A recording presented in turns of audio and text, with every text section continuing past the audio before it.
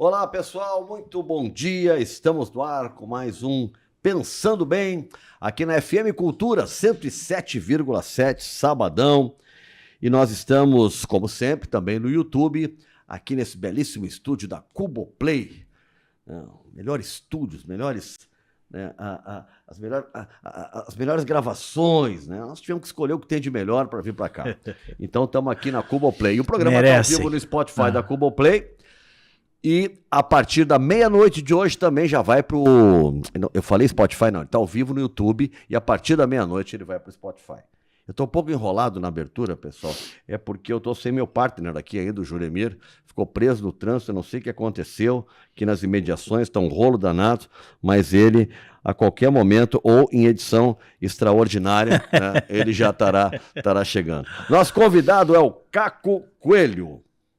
Meu querido amigo. Eba. E um homem da cultura realmente fundamental para esse estado. Tudo bem, Caco? Obrigado pela presença. É um privilégio estar aqui, sobretudo contigo, torcendo para o professor Juremir chegar a tempo. Já mandou um WhatsApp que está chegando. Em seguida ótimo, vai estar aqui. Tá ótimo. Bom, Caco, teu trabalho mais recente, e é um trabalho, olha, são mais de 1000 páginas. São. Mais de 1000 páginas, é um trabalho... Dossiê Rodrigues, a genealogia, de 1900 a 1934. Vou deixar aqui pro Lucas conseguir pegar e mostrar pro pessoal aí. É um livro que para em pé sozinho ainda. É raro isso, né? Não é para qualquer um, né? Não. Caco, nos fala um pouco como é que foi esse trabalho, tá? Quem, por exemplo, se informou pela imprensa, né?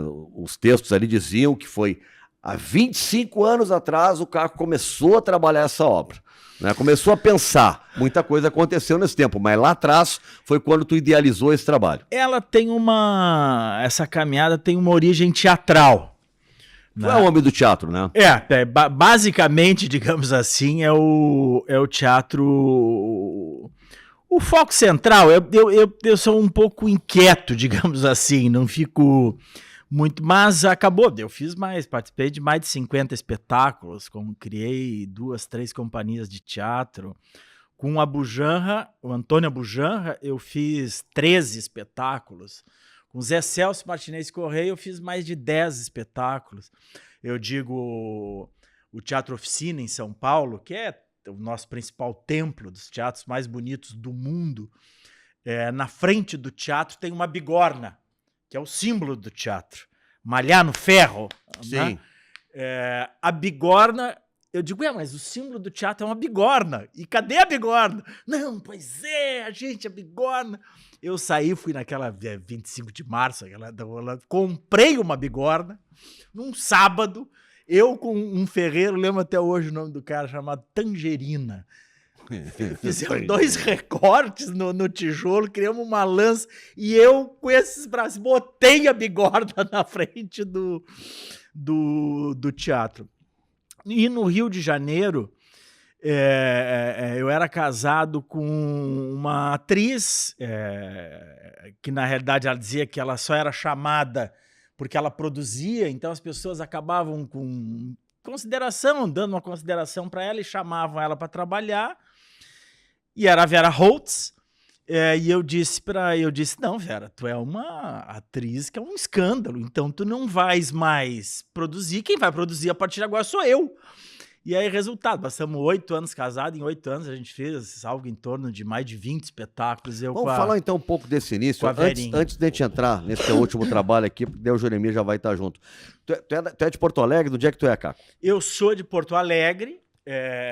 Meu pai foi presidente de clube aqui em Porto Alegre, diversos, Cantegril, a Sabem Atlântida, guri, convivia com o Roberto Carlos, o pai trouxe 4 vezes o Roberto Carlos, 3 vezes na Saba e uma vez aqui no Gigantinho, no Cantegril. Roberto cantou 3 vezes na Saba. 3 vezes na Saba. É inacreditável. Sociedade dos Amigos do Balneário Atlântida. É hoje isso, é uma coisa rigorosamente impensável. Dentro daquele salãozinho. Não, hoje é em estádio. Total. Já ser no Beira-Rio ou na Arena. E uma coisa sensacional, tinha um empresário aqui, tu que é da antiga, é capaz de lembrar o Rossi. O Rossi era um empresário, quem contratava as pessoas que vinham de fora era o Rossi. E o pai tinha contratado 2 vezes já o Roberto, pai, ficou 4 anos presidente lá da Saba, Saulo Madureira Coelho. E aí, um ano, a coisa estava mais apertada de grana, e o cachê dele foi escalonando, de um ano para o outro, escalonando. E o pai resolveu não trazer o Roberto. Toca o telefone, é o Rossi. Só o Roberto mandou perguntar por que ele não vem esse ano. Cadê o Roberto? Que esse ano desapareceu. Eu falo pro doutor Saulo que eu quero ir, porque agora é aquelas coisas que o Roberto tinha antigamente. Hoje diz que se safou já muito disso. Mas ele tinha a coisa do ritual que ele tinha que repetir. Ele disse, não, agora eu tenho que ir. Entendeu? E assim, resultado. 4 vezes o pai trouxe, foi presidente é o nome do teu pai, Caco? Saulo Coelho. Saulo Madureira Coelho. De uma família de radialistas. O Samuel Madureira Coelho, que batiza a sala de esportes a sala de locução da RBS, no Beira-Rio, chama-se Samuel Madureira Coelho, em homenagem ao tio. O que foi quem acabou ficando mais próximo do pai, o Samuel Madureira Coelho, mas o Gessé Madureira Coelho também era outro radialista, fazia quadrinhas no rádio. E o pai foi presidente, foi uma sequência de mais de 10 anos que o pai foi presidente da Saba, depois foi presidente do Cantegril também, mais de um período, e o pai foi vice-presidente de Relações Públicas do Inter, vice do Heraldo Hermann. Primeiro campeão brasileiro em 75, presidente Heraldo Hermann. Campeão brasileiro, era amigo do Figueiredo, o Figueiredo me buscava em casa, me chamava de Cartolinha, aprendiz de Cartola. Você chegou, Cartolinha, e a gente viajava pro interior, ele me botava sentado do lado dele. Senta aqui, Cartolinha. Que moral, hein? Figueiredo te buscando em casa. Não, chegava no estádio com o Figueiredo, no Dodge Dart do Figueiredo. E o pai vai fazer parte... Essas coisas são impensáveis hoje, mas o Internacional era pouquíssimo conhecido no Rio de Janeiro, no Brasil era pouquíssimo conhecido. E o pai fez um coquetel no Copacabana Palace, e aí com o rótulo do Internacional, era ousadíssimo. O Roberto Carlos na Saba, o pai era uma figura assim impressionante, morreu aos 44 anos... Tá subindo. Morreu aos 44 anos de idade e parece que teve uma vida assim longeva pelo que fez, assim, de ousadia. E aí fez para apresentar o Internacional nacionalmente, entende? Com toda a imprensa, isso, aquilo, que era uma coisa... da gente pensar nisso hoje, entende, né? É uma coisa completamente inviável. Sim, né? Hoje é tudo diferente. É completamente... O Héldio Macedo era uma grande figura. Héldio. O Héldio Macedo, eu trabalhei muitos anos com ele, a gente chamava ele de Forrest Gump. Porque sabe o cara que está em qualquer evento? Qualquer evento, qualquer coisa do Rio de Janeiro tinha eu lembro que teve um programa, A Noite do 10, Maradona apresentando um programa na TV da Argentina. E a estreia era com quem? Pelé. Tu imagina, Pelé e Maradona juntos. O mundo parou para ver aquela estreia. Daqui a pouco, nós estamos ao vivo, era o produtor na Rádio Gaúcha de noite, me toca o telefone. Héldio Macedo. Nando, tô aqui ao lado do Maradona e do Pelé, me bota no ar. Ele entrou no ar entrevistando o Pelé e o Maradona. O Héldio era uma figura fantástica, ótimo, apelido é hora. E aí ele organizou junto com o Héldio esse evento lá no Rio. Mas tinham coisas assim, por exemplo, o hábito de ir de vermelho pro Beira-Rio não era um hábito. Então o pai fez toda uma campanha... professor, já testei o microfone, tá tudo direitinho. Temos professor! Vai recém fechar 9 minutos, Estamos no ar já, professor. Estamos no ar. Muito bem. Trânsito tá ruim, hein? Desde as 5 horas, tentando um Uber... Aí o cara andou 4 quilômetros, eu esperei 14 minutos e aí ele cancelou na reta final. Tu te vendesse pro Uber, tu era um cara do táxi. Que táxi? Te vendeu pro Uber, deu não nisso. Tem táxi. Parou eu entrei. Veio um cara correndo, disse, táxi é meu, me arrancou lá de dentro. Aí a minha bateria acabando, aí eu chego aqui, o portão fechado. Por sorte, a bateria resistiu lá no último vermelhinho. Último vermelhinho, cara. Tudo parecia perdido, a bateria não se entregou. Ia ficar parado ali no portão. O portão só dizia erro ao completar. Não, é que como nós estamos gravando quarta já, né, no final da tarde, e tem o jogo do Inter, que eu trabalho, então hoje eu tive que... Nós demos uma esticada, mas só teve 9 minutos, eu não quis entrar no dossiê Rodrigues.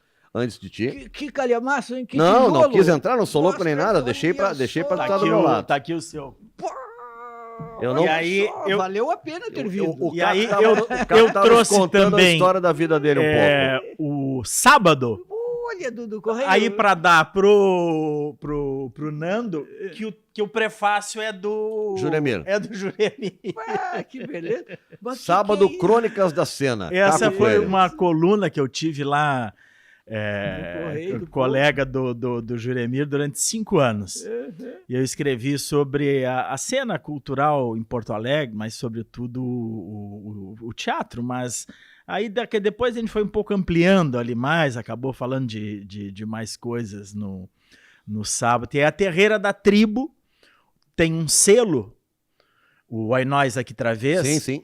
Eles têm um selo que é o Oi Nós na Memória. E o Oi Nós editou esse a época, e agora eles são os meus parceiros na edição comercial, porque este livro eu consegui fazer ele via Rouanet, lá com apoio do nosso querido Ayrton Zafari, que me apoiou em peça de teatro, e aí acabou, enfim, gerando uma parceria lá com ele. Eu fiz fiz a valsa número 6 com apoio deles. Essa é uma loucura, essa coisa dessa peça. Nós fazíamos, 2 anos antes da pandemia, a gente fazia com todo mundo de máscara, com macacão, porque eu via aqueles refugiados da Síria chegando na Itália e via que eles eram recebidos de máscara, e me deu um insight, eu digo, daqui a pouco nós vamos estar assim. E aí a gente vestia toda a plateia de macacão branco, máscara, coisa no pé, isso aqui. Bom, quando deu a pandemia, as pessoas botavam a foto na peça e olha que loucura, que loucura! Agora, Caco, tu concorreste com o João Paul Sartre. Sartre escreveu 3.000 páginas do Idiota da Família. Exato. A LPM publicou, acho que são 3 volumes. Eu acho que são. 3 volumes, né? E cada um desse tamanho. Pô, tu dedicou aqui quantos anos de trabalho para fazer? Eu tenho esse, a gente ia começar, mas aguardamos para então, começar obrigado. contigo. Eu tinha feito essa pergunta e daí disse, não, vamos mudar a pauta. Vamos esperar o Juremir. Aí fomos fazer... Quando eu recebi teu WhatsApp aqui, estou a caminho, vamos segurar. Eu estava narrando a minha vinda para ti ali. Não, Reminiscências porto-alegrenses a gente acabou fazendo aqui. Não, mas só me termina antes. Ele estava me contando, o pai dele foi presidente da SABA, a sociedade lá de Atlântico. Trouxe 3 vezes o Roberto Carlos. E mais uma no Cantegril. E uma no Cantegril. Nossa. E agora ele estava me contando que o pai dele promoveu um coquetel no Copacabana Palace. Para apresentar o Internacional Pai para dele o era país. Porque... pai dele era vice de marketing do Heraldo Herman em 75. Que não se Bota conhecia. marketing nisso, né?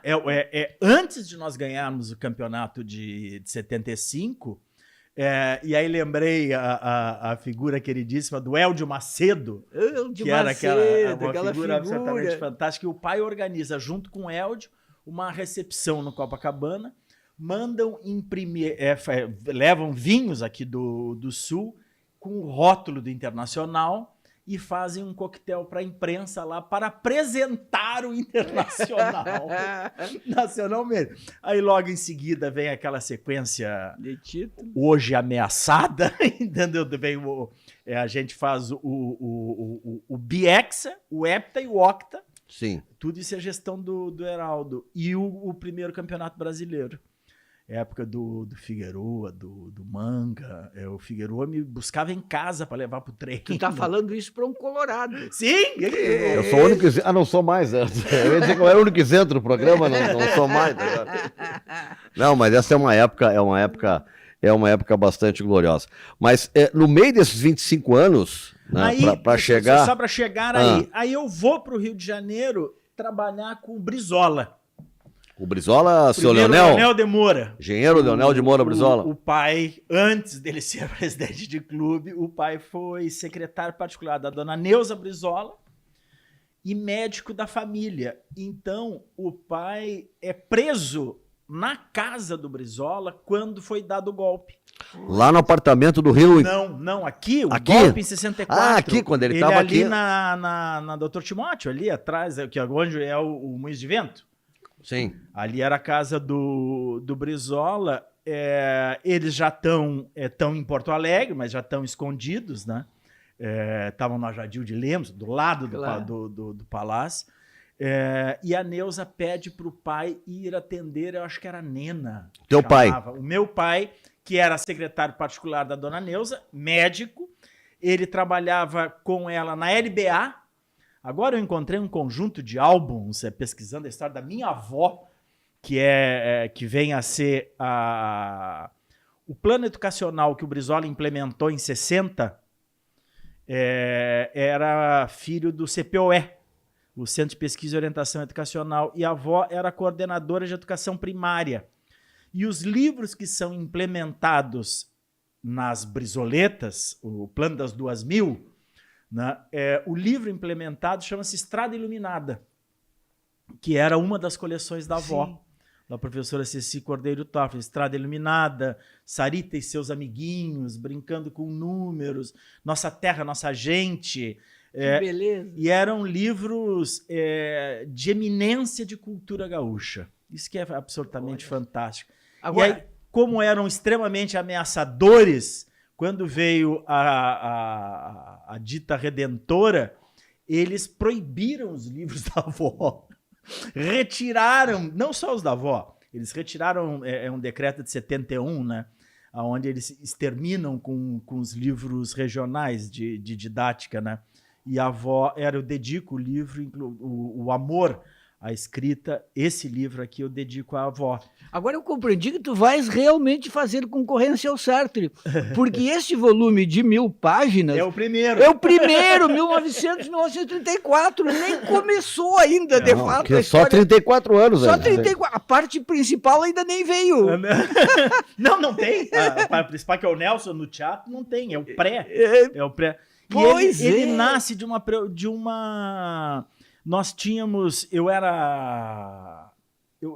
estava contando, casado com uma jovem, uma atriz, no começo de carreira, que acreditava que só fazia teatro porque ela era assistente de produção.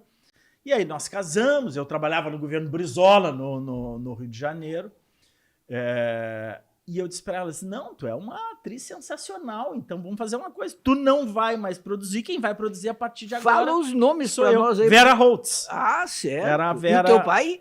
O pai é Saulo Madureira Coelho, certo. Sobrinho de 2 radialistas, o Samuel Madureira Coelho e o Gessé Madureira Coelho. Perfeito. O pai era o Flordoado Madureira Coelho, são 4 irmãos. Mas Hugo, eu já tinha perguntado os nomes também, tá? Isso, eu tenho só para não nome desse. Imagina. E o outro é o Hugo Madureira Coelho. Começando na carreira de radialista. E o Hugo Madureira Coelho, que era uma figura fantástica, um dos tios são 4 irmãos que são os Madureira Coelho, né? O tio também era uma figura fantástica, ele era secretário ideológico do Partido Comunista e foi quem criou a Associação de Agências de Publicidade. E chamava assim, secretário ideológico do Partido Comunista e, ao mesmo tempo, ele era presidente da associação, criou a Associação de Agências de Publicidade. Ou seja, havia toda uma dicotomia. Era um comunista que investia no marketing capitalista. Exatamente. Agora, o Nelson Rodrigues, a gente está falando de político, o Nelson Rodrigues, ele era um cara politicamente um conservador, né? Um cara de direita, digamos assim. Mas ele transitava bem com todo mundo, né?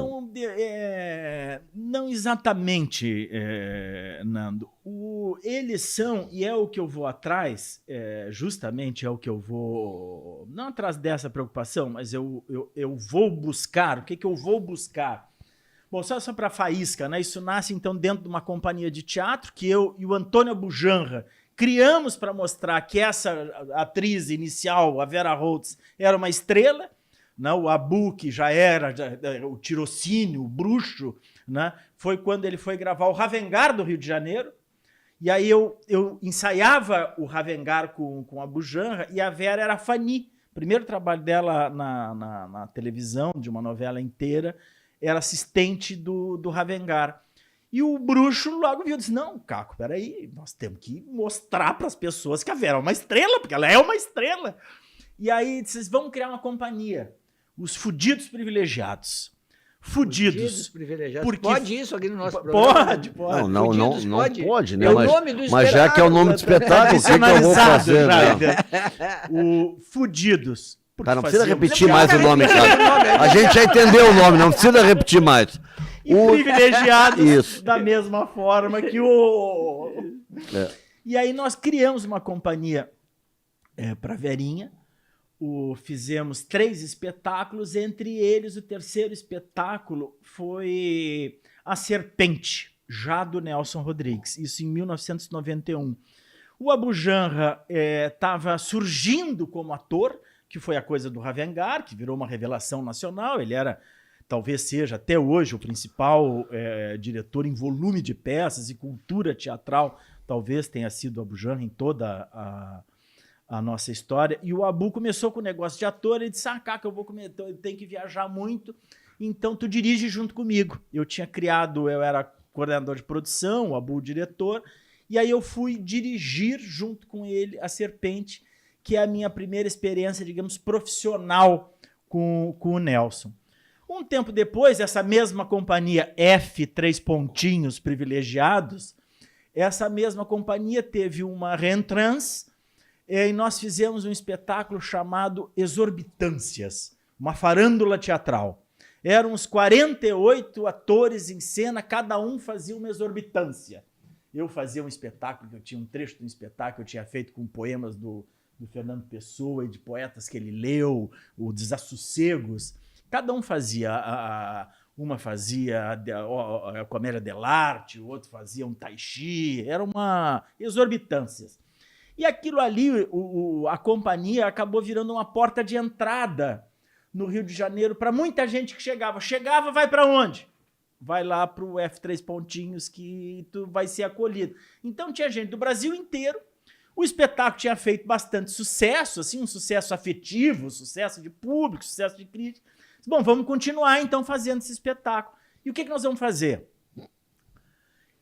E não se achava o que a gente ia fazer. E aí eu lembrei, um dia me liga uma atriz preocupada, disse, olha, vai acabar a companhia, se a gente não for fazer nada, vai acabar a companhia, só existe trabalhando.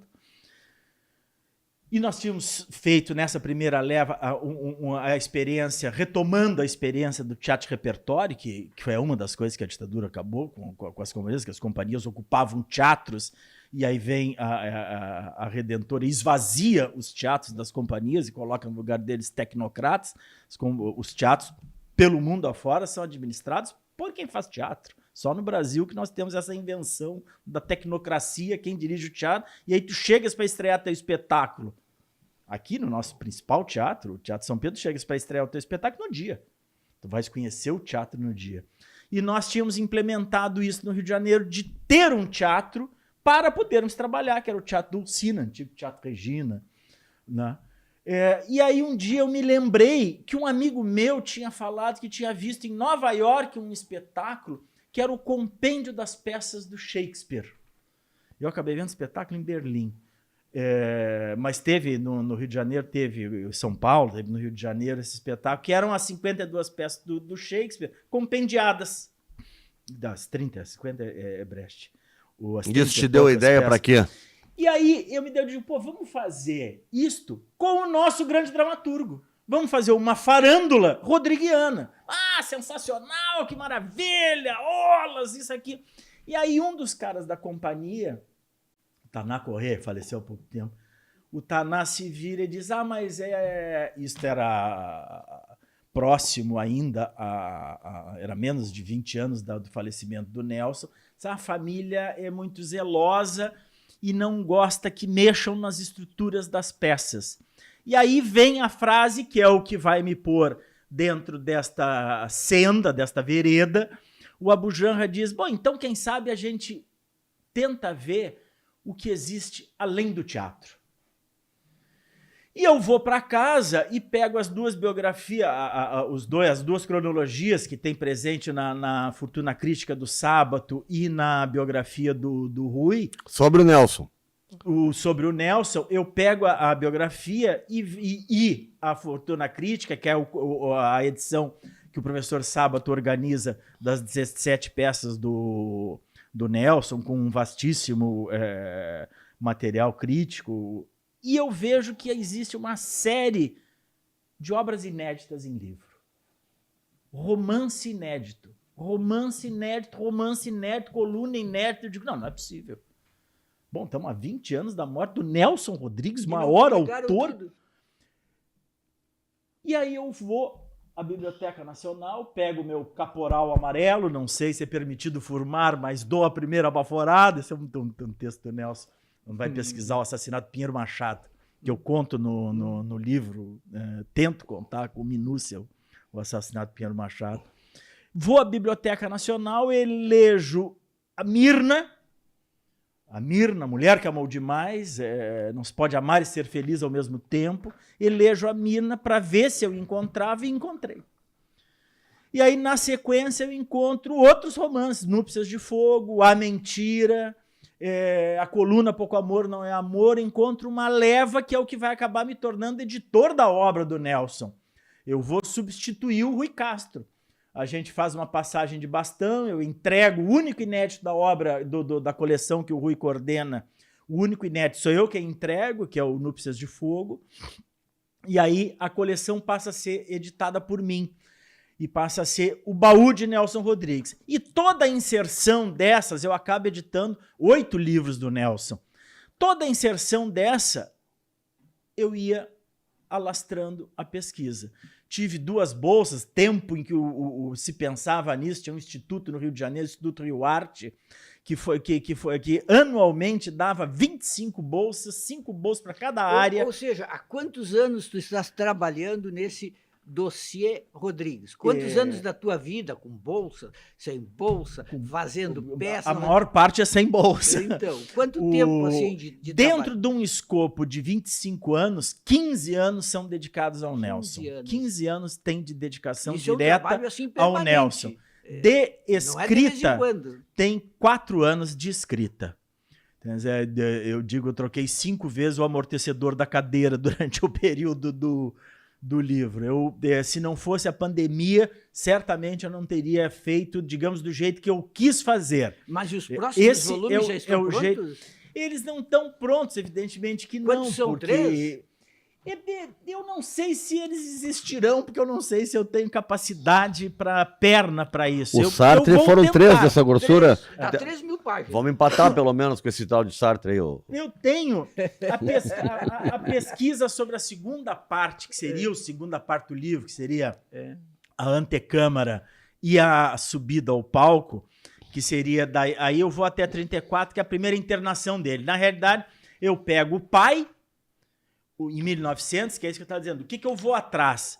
Eu vou atrás da onde é que isso surge? Porque me incomodava brasileiramente a expressão de, o Nelson passou na frente de um teatro, viu que aquilo ali tinha uma fila que dava dinheiro e escreveu Vestido de Noiva. Eu digo, tem alguma coisa para mim aí de... E o que foi que o levou a escrever teatro?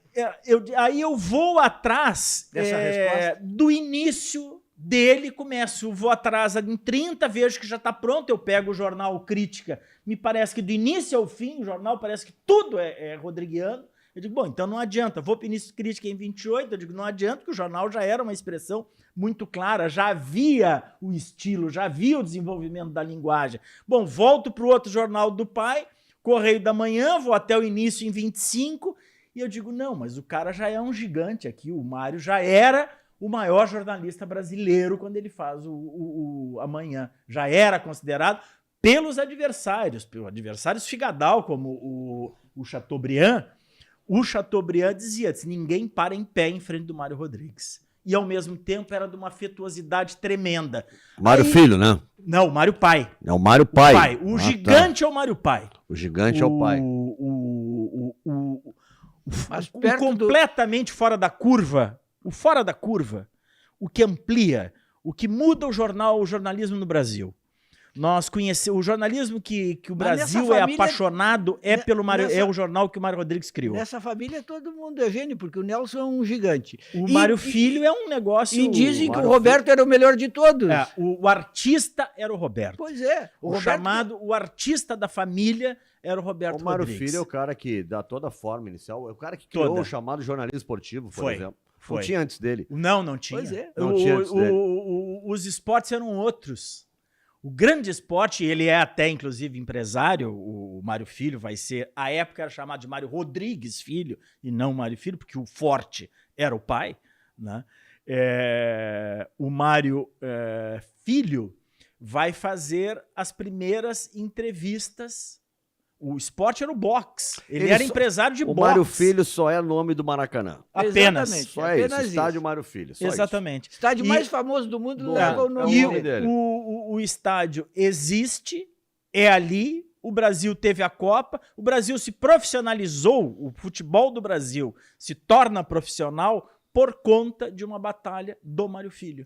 Mas o Nelson conseguiu se tornar o nome mais importante da família. O Nelson é onde isso deságua. Pois Isso é uma conspiração de longos anos. Então eu chamo até a divisão do livro, são 4 grandes capítulos, assim, que poderiam ser entendidos como 4 livros, né? O primeiro eu chamo Jornal é Tudo, que é isto, que vai ser o fascínio do Mário, né, do Mário pai. Começa no Recife, já se torna um grande jornalista lá, já ganha a projeção nacional do Recife, é laureado na Faculdade de Direito do Recife, uma faculdade de referência nacional à época, e ganha o Brasil era outro, né? Os formados, laureados, ganhavam do Senado Federal o direito de escolher um país para onde quisessem ir estudar. E aí o Mário vem estudar direito militar em Buenos Aires, e na volta, navio naturalmente, e na volta para no Rio de Janeiro e escreve uma série de artigos para o Jornal do Recife, falando, um dos artigos ele fala do Edmundo Bittencourt, que era até então o grande nome do jornalismo, dono do Correio da Manhã, e o Edmundo Bittencourt então chama o Mário para ir trabalhar com ele vai trabalhar, em seguida assume como setorista no Senado Federal, se torna das grandes, e aí logo em seguida se torna não era diretor, era redator, que eles chamavam, né? Não tinha nem editor, nem diretor. Mas o Rui Castro, ele deve estar morrendo de inveja de ti, porque hoje tu sabes mais do que ele sobre Nelson Rodrigues e sobre a família Rodrigues. Eu diria que é um autor clássico. São visões muito diferentes, a minha visão e a visão do Rui. Em que elas diferem? Elas diferem. Principal ponto. O que eu entendo, o principal ponto, que é o que eu fui atrás, é o sentido de brasilidade presente na obra.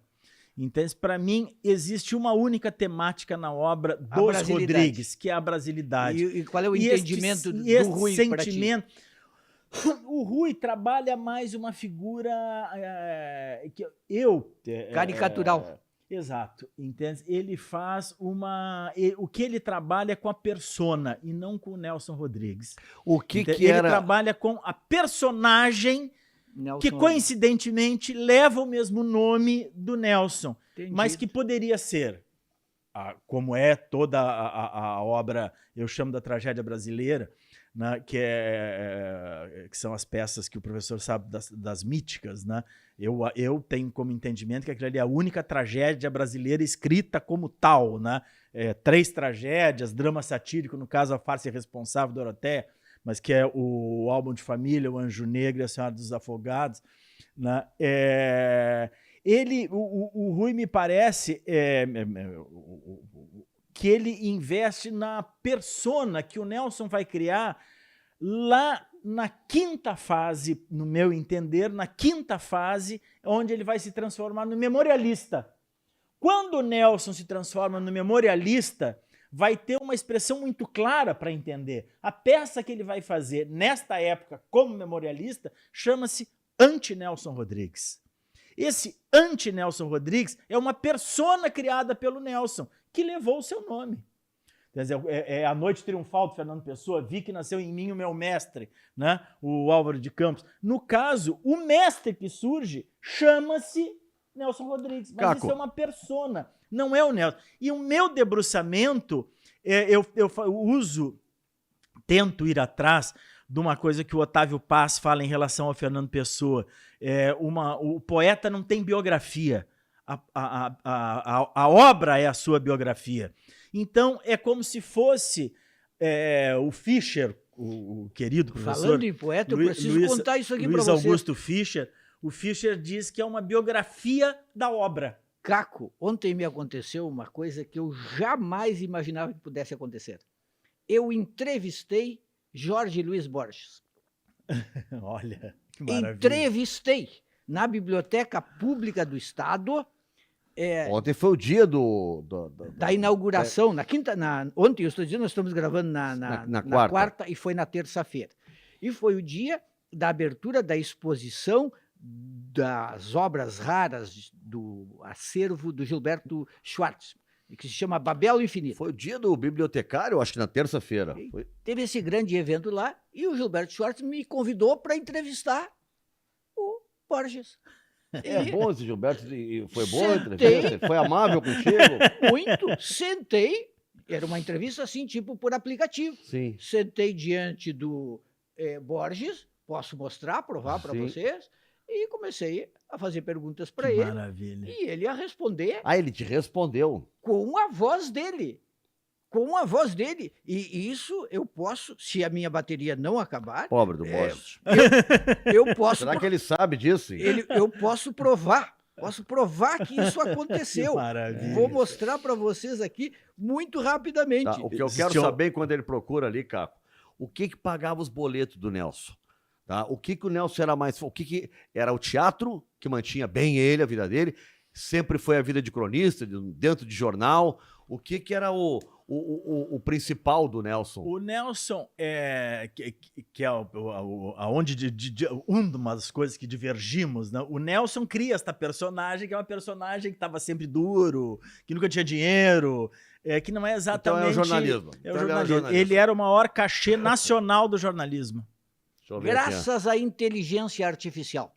Sim, total. Entrevistei o Borges, que eu fazia as perguntas, ele respondia em espanhol com a voz dele. Sensacional. Graças à inteligência artificial. Na verdade, eu fazia as perguntas, o Gilberto Schwartz, noutra sala, respondia e a voz era transformada na voz do Borges. Gilberto respondia em nome do Borges. Mas a voz que saía para era as do pessoas Borges. Era do Borges. Era o Borges respondendo com o conteúdo que o Borges respondeu em muitas entrevistas. Uhum. Então, as respostas eram do Borges, a imagem era do Borges, a voz era do Borges, e tu vai me dizer que não era o Borges. Não era o Borges. Foi enganado, Jeremy. Não era o Borges. Eu posso dizer que entrevistei o Borges. Essa triste notícia para te dar, professor. Não era. Era ele, a voz era dele, as respostas eram dele. O Nelson ia teatro, ele ia ver peça que ele escrevia, ele via outras peças, gostava de acompanhava ensaio, acompanhava os filmes. Ensaio ele ia também. Tem um caso engraçado, mas não vou contar, porque já fui censurado com F3 pontinhos, esse outro eu não posso chegar nem perto. Mas o Lima Duarte me conta que ele acompanhou Sete Gatinhos, a filmagem do Neville. Aquele famoso fez o secretário da Cultura saiu do cinema em Gramado. Baita promoção. E aí diz que ele acompanhava o filme, se metia o tempo inteiro no filme. Tem vários registros dele acompanhando processos de ensaio. E tem uma característica que é curiosa: as peças e os romances se relacionam muito diretamente. Então, por exemplo, a Valsa número 6, que foi a primeira peça de temporada maior do Nelson, foi a Valsa, que era a produção de um dos irmãos, que eu também falo no livro, que é o Milton Rodrigues, produzidos para outra irmã, que era a Dulce Rodrigues, depois casou com o Jesse Valadão. E enquanto a peça estava em cartaz, ele escreveu o Homem Proibido. Eu digo que a escritura da alma das personagens está nos romances, né? Onde ele desenvolve, por exemplo, a mentira relacionada com a viúva, porém honesta. Todos os romances se relacionam de alguma forma. Nessa relação com atrizes, por exemplo, no cinema, várias vezes foi a Lucélia Santos, né? Que era Lucélia, querida Lucélia. Ele participava disso? Ele tinha, tipo, olha, eu gostei da Lucélia, eu quero ela? Ou era coisa do diretor de cinema mesmo? Ali com a Lucélia é um grande parceiro nosso. A gente fala que a gente tem uma confraria rodriguiana.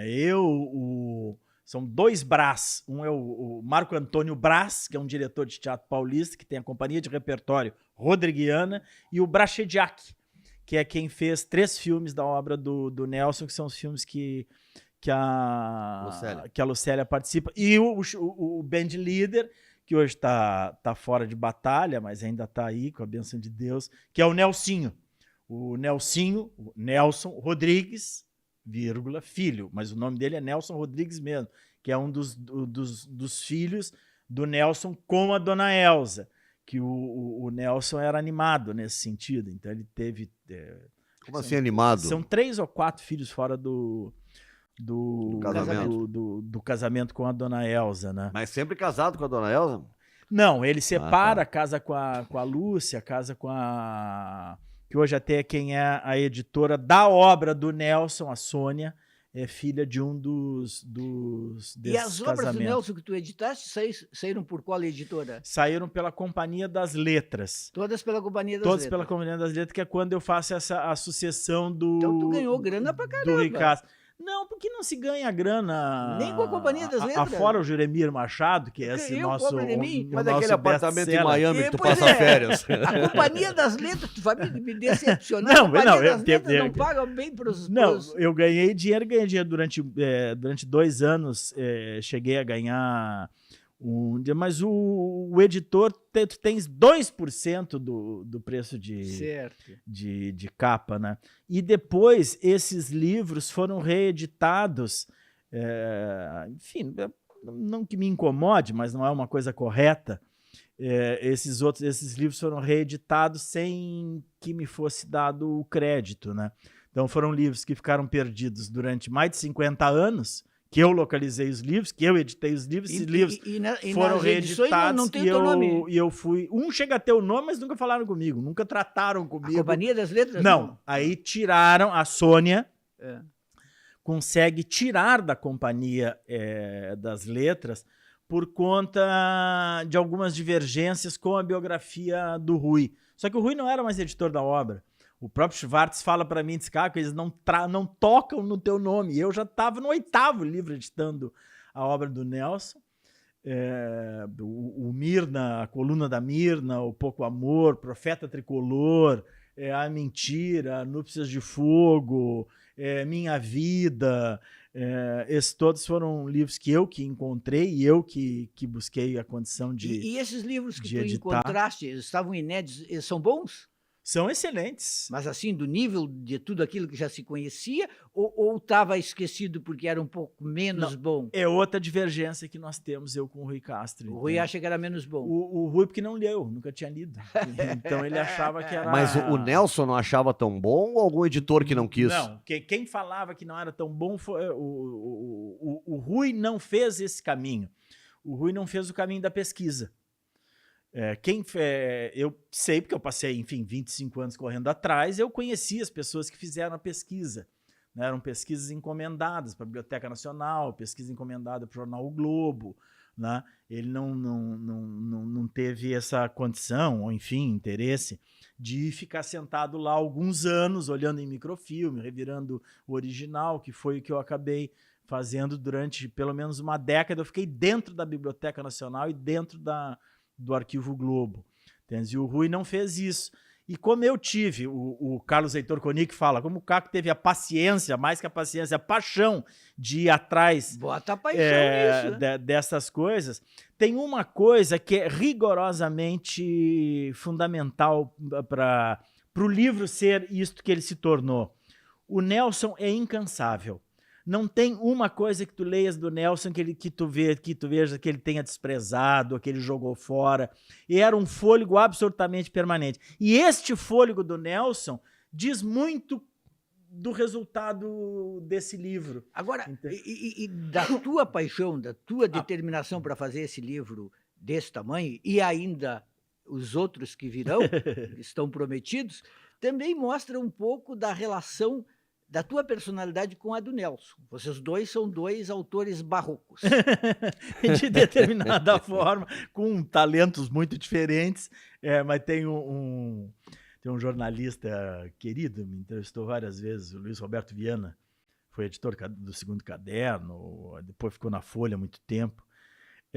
O Luiz Fernando Viana diz a coisa que eu acho mais simpática de todas, ele diz, se o Nelson fosse vivo, ia ser amigo do Caco, entendeu? Então. Porque acho que há uma nitidez da paixão. Muita gente gosta de Nelson Rodrigues. Eu gosto de Nelson Rodrigues. Eu quis fazer. Tu não gosta, tu amas. Amo. Isso a dona Elza uma vez disse pra mim. A dona Elza, tu aguenta tudo. A dona Elza, a gente teve uma escola do Rio de Janeiro que homenageou o Nelson. E eu estava até em São Paulo trabalhando com o Zé Celso e fui para o Rio de Janeiro para participar do desfile. Quando a família me vê, tá a dona Elza com um longo segurando a barra da saia. Quando a família me vê, bom, tu cuida da dona Elza e todo mundo sai de perto. E eu que acabo colocando a dona Elza no carro alegórico. Eu desfilo a avenida inteira com a dona Elza. Na hora de tirar a dona Elza de cima do carro, não tinha guindaste. Eu com outro cara tiramos a dona Elza de cima. E aí logo em seguida vou visitar a dona Elza, ela vira para mim e diz isso. E tu chegaste a conhecer o Nelson? Não. A dona Elza vira e diz para mim assim, Caquinho, se eu gostava de ti... O cara é chamado de Caquinho. Agora intimidade da família. Eu amo. E o Nelson me chama de Caquíssimo. Caquíssimo. É para eles que eu pergunto se a dona Elza são parceiros fundamentais. O livro é dedicado à minha avó, pela paixão à leitura, e a dona Elza e ao Nelsinho, porque foram os meus grandes parceiros. Hoje eu tenho a felicidade de ter 2 netos dele, a Crica, a Cristiano Rodrigues e o Sacha, que são um filho do Nelson, uma filha do Nelsinho, outro filho do Jofre, que são também meus queridos parceiros, continuam sendo meus parceiros incentivadores. Mas eu vou a dona Elza e pergunto, vou um dia de noite na casa deles, que eu só ia de manhã, que de noite nós bebíamos. Muita água, né? Muita água gelada ali nos bares ali do Leme. E eu vou a dona Elza e pergunto, dona Elza, tem um enorme período descoberto, que não tem uma única publicação do Nelson. Eu digo que ele não escreveu, eu disse, Caquinho, se ele não tivesse escrito, a gente morava na beira da praia, eles moravam de frente pro Leme, né? De frente pra praia no Leme, ali com a bandeira do Fluminense, numa janela eterna, a bandeira do Fluminense. Mas o Mário Filho era Flamengo. O Mário Filho Flamengo, Jofre Rodrigues, que é um cara fundamental nessa construção deste caminho.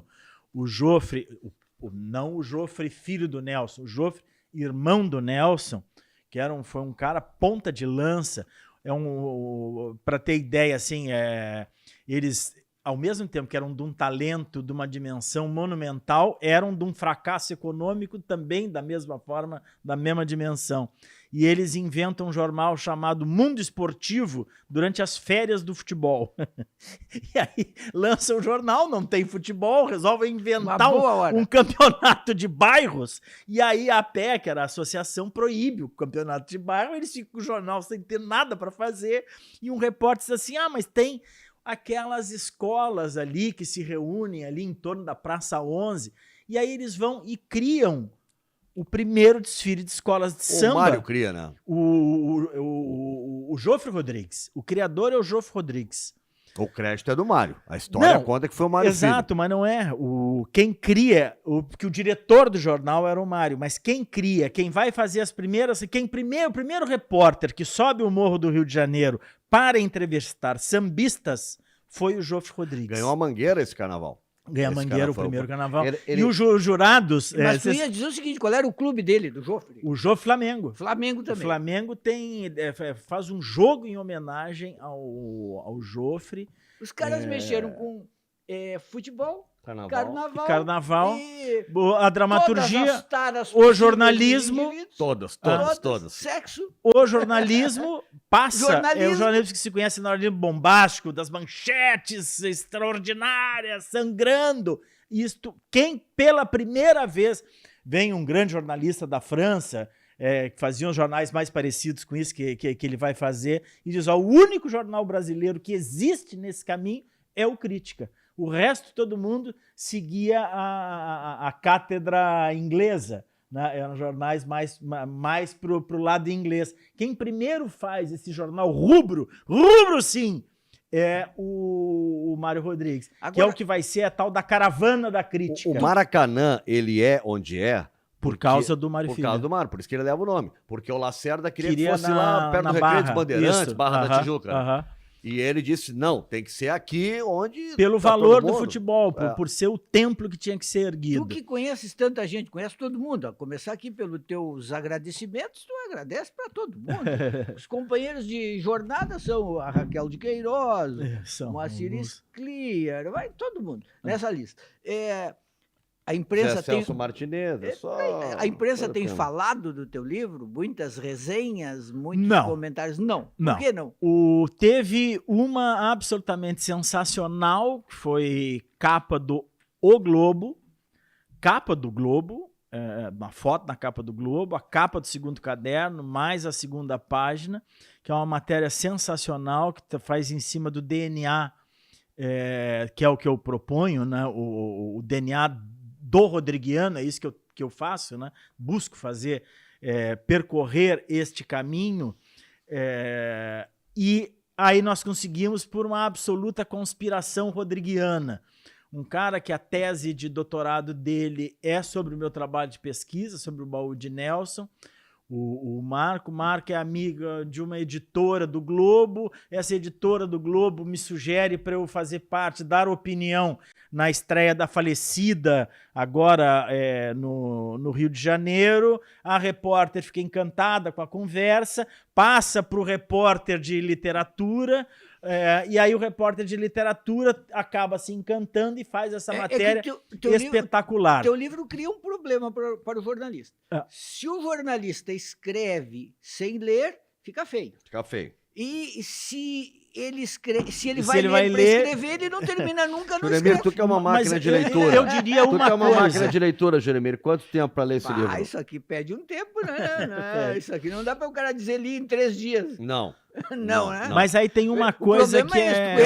4 minutos de programa ainda. Então. Tá, mas tem uma coisa que é fundamental dizer com relação a isto, Juremir, e aí nisso evidentemente o reconhecimento aqui a vocês. O livro, ele foi uma construção que eu tive a graça de ter tido a parceria do Ayrton Zafari, para eu poder fazer a pesquisa e editar nos livros para que nós distribuíssemos gratuitamente. Já a edição comercial, eu fiz uma vaquinha com os amigos, peguei o selo do Ainós, ele não tem editora. E não ter editora, tu sabes, eu não participo do mercado editorial. Claro. Então as portas não são abertas concretamente porque ele não tem uma editora. Então na mesma época saiu um livro do Nelson pela Nova Fronteira com 25 crônicas inéditas da vida como ela é. Eu no livro indico mais de 1000. Tu não ofereceste o livro para teu amigo Luiz Schwartz? Ofereci. Ele não quer mais saber de Nelson porque acabou... brigando com a família. Acabou brigando de todas as formas na justiça, os livros tiveram que ser incinerados. Mas eu tive na Nova Fronteira, que é quem edita a parte teatral da obra e os contos, não tiveram interesse. Tive nesta outra, HarperCollins, Sim. que é quem edita a parte de romances, também não tiveram interesse. E isto nos desprotege dentro do mercado editorial. Então, o que nos protege? São os rodriguianos e a conspiração dos rodriguianos. E tem bastante. Então, nós fizemos um lançamento aqui que o Nando participou brilhantemente. Algumas pessoas disseram, mais de 20 leram aqui em Porto Alegre, que foi a melhor leitura. Ele leu a primeira entrevista feita com o Jaguaré, goleiro do Vasco, que virou uma figura fantástica. Em São Paulo, nós fizemos um lançamento onde mais de 33 artistas leram, um teatro completamente lotado em São Paulo, mas isto fruto da mobilização de rodriguianos. Eu tenho uma sugestão para ti para o próximo programa. Com a ajuda do Caco e da inteligência artificial, nós podemos entrevistar o Nelson Rodrigues. Claro! Vamos fazer isso. Lá na biblioteca a gente consegue? Eu acho que sim, tem uma empresa aí que é uma empresa especializada. Pensando bem especial com o Nelson Rodrigues? Mas, nossa senhora! Eu respondo de Nelson.